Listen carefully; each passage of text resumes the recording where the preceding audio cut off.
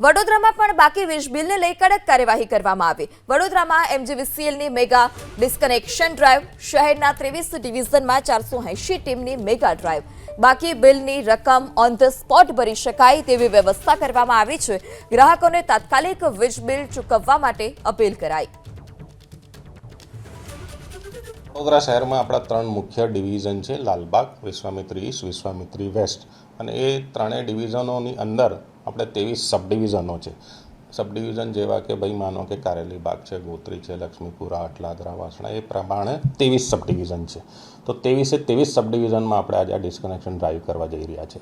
Disconnection આજે mega disconnection drive છે, આજે 1 દિવસ પૂરતી છે।